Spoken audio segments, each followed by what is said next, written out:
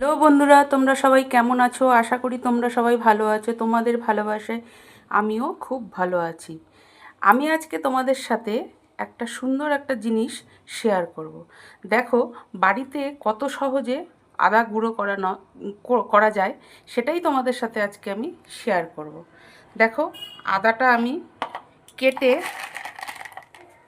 4-5 দিন ধরে রোদে শুকিয়ে নিয়েছি। টুকরো টুকরো করে কেটে নিয়েছি, কেটে 4-5 দিন ধরে রোদে শুকিয়ে নিয়েছি। এবার আমি সেই শুকনো আদাটাকে গুঁড়ো করব।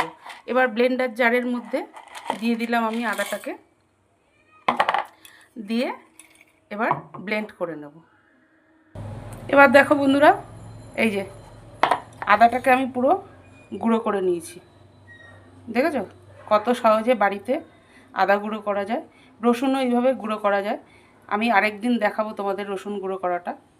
দেখো, এরকম আদা রসুন গুঁড়ো করে রাখলে পরে রোজ রোজ ঘষতেও হয় না, আর পেস্টও করতে হয় না।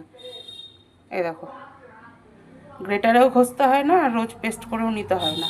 এরকম আদার গুঁড়ো থাকলে পরে মাংস টাংস বা কোনো কিছু রান্না করলে পরে আদার গুঁড়ো থাকলে অনেক সুবিধা হয়। এই যে আদার পেস্ট করে নিলাম, গুঁড়ো করে নিলাম। কেমন হয়েছে বন্ধুরা একটু জানিও, আর তোমাদের কেমন লাগলো সেটাও আমাকে একটু কমেন্টে জানিও। যদি ভালো লাগে তাহলে একটা লাইক কমেন্ট শেয়ার করে পাশে থেকো। ফেসবুক পেজ থেকে দেখলে পেজটিকে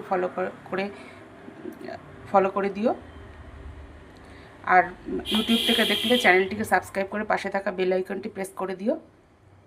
আজ এই পর্যন্ত, কাল আবার নতুন কোনো ভিডিও নিয়ে তোমাদের সামনে হাজির হব। সবাই সুস্থ থেকো, ভালো থেকো, সাবধানে থেকো। আজকের মতো টাটা, বাই বাই।